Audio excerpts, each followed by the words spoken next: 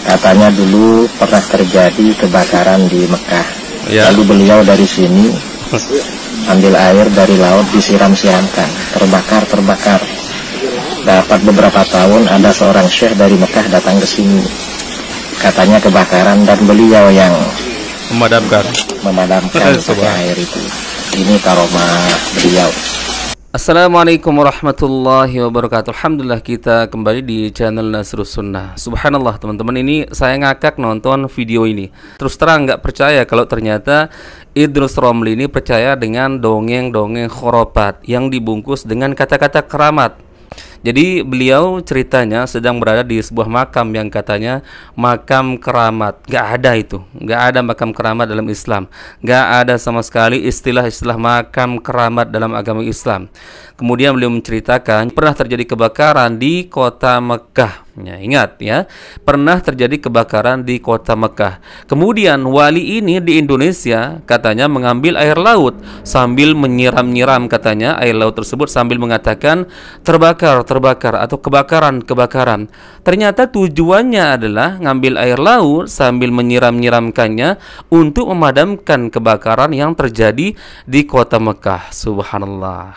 Dan tidak lama ada seorang syekh yang datang dari Mekah mengakui katanya pernah terjadi kebakaran di Mekah, kemudian asbabnya mati api tersebut dikarenakan oleh keramat wali tersebut yang ada di Indonesia. Subhanallah. Lagi-lagi teman-teman, kita katakan ini kan cerita turun-temurun dan katanya nggak ada bukti. Dan antum bisa pikirlah secara nalar, ini sangat-sangat tidak masuk di akal.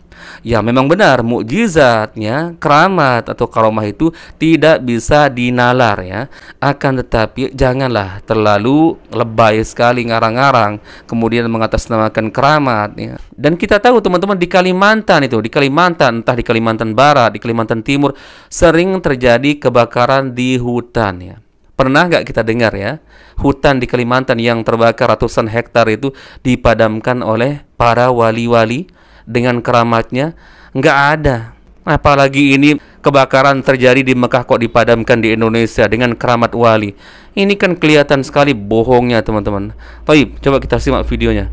Warahmatullahi wabarakatuh. Kita ini di makam keramat Syekh Nurul Mubin, seorang ulama dan terkenal sebagai waliullah yang punya karomah. Beliau diperkirakan hidup 200 tahun yang lalu. 200 tahun yang lalu. Sekarang anak cucunya sudah generasi ke-9.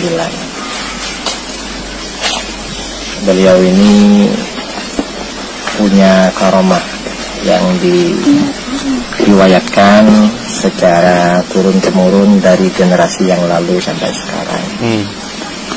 Katanya dulu pernah terjadi kebakaran di Mekah. Lalu beliau dari sini ambil air dari laut, disiram-siramkan, terbakar. Dapat beberapa tahun ada seorang syekh dari Mekah datang ke sini.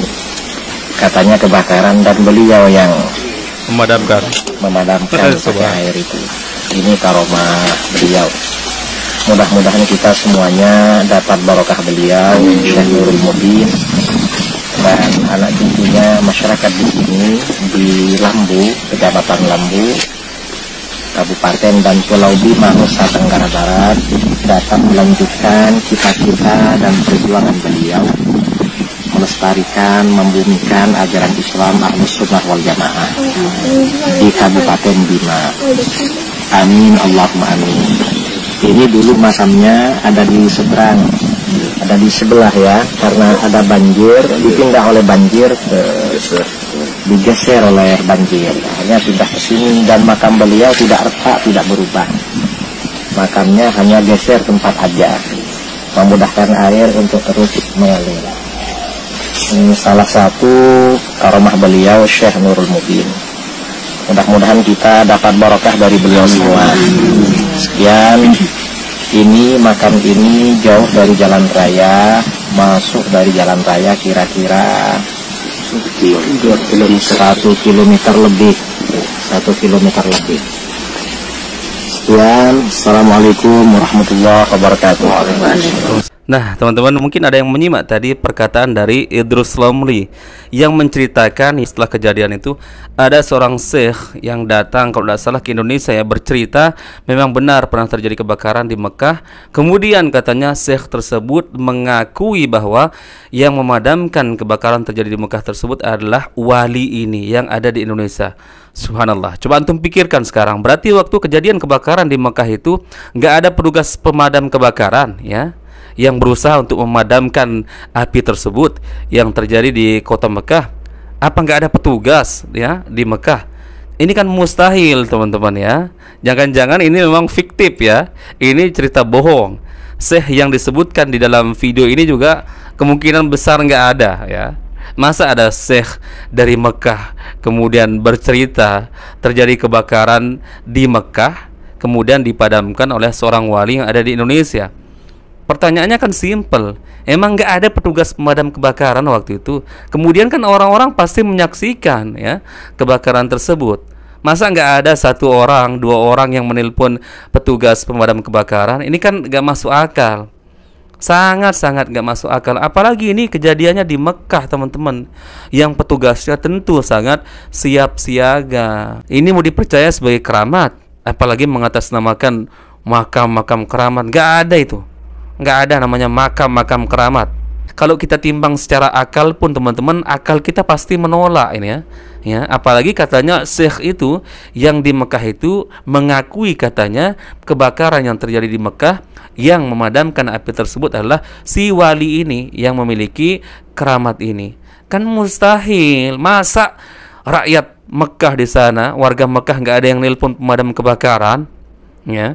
Nggak ada yang memadamkan petugas di sana. Ini kan mustahil. Makanya saya katakan ini terlalu dikarang-karang secara berlebihan. Meskipun namanya keramat, teman-teman, ya jangan terlalu lebay lah.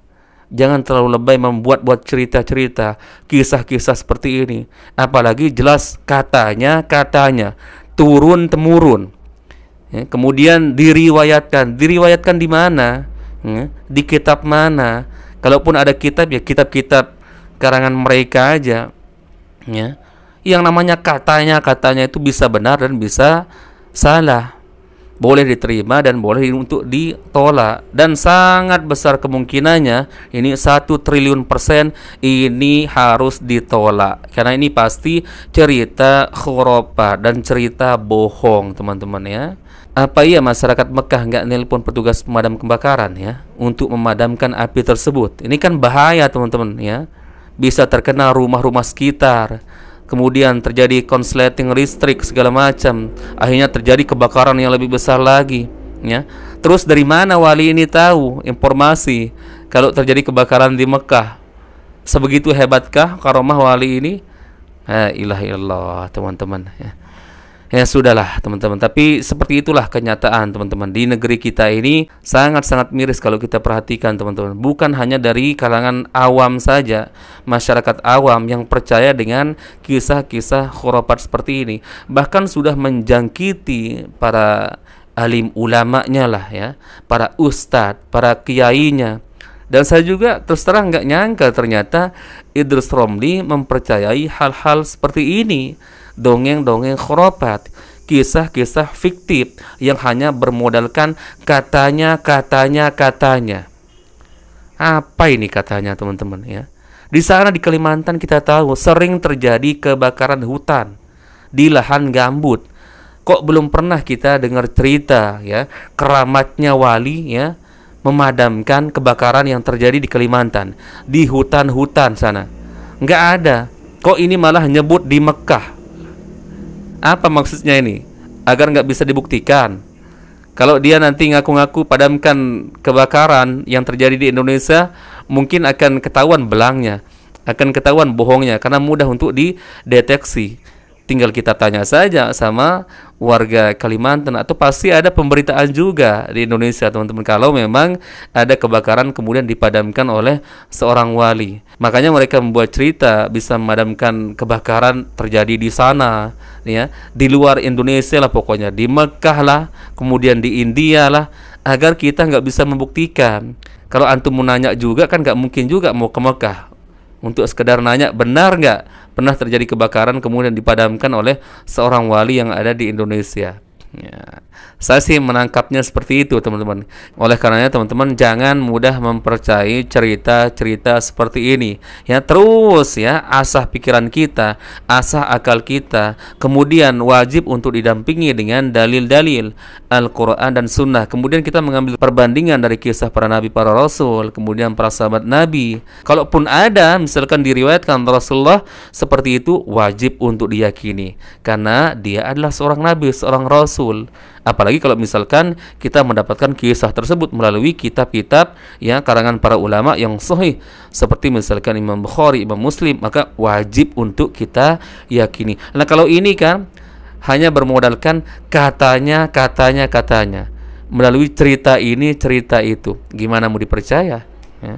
Jelas teman-teman, ini adalah dongeng-dongeng khurafat. Semoga kita semua, saya dan antum masyarakat Indonesia, dilindungi oleh Allah Azza wa Jalla dan tidak mudah mempercayai cerita-cerita seperti ini. Kita doakan ya kepada beliau Ustadz Idrus Ramli atau Kiai Idrus Ramli, semoga Allah Azza wa Jalla ya meluruskan pemahaman beliau. Barakallahu fikum. Semoga ini bermanfaat sebagai sharing-sharing bagi kita dan sebagai nasihat bagi kita sesama saudara kaum muslimin. Kita bertemu lagi di video berikutnya. Assalamualaikum warahmatullahi wabarakatuh.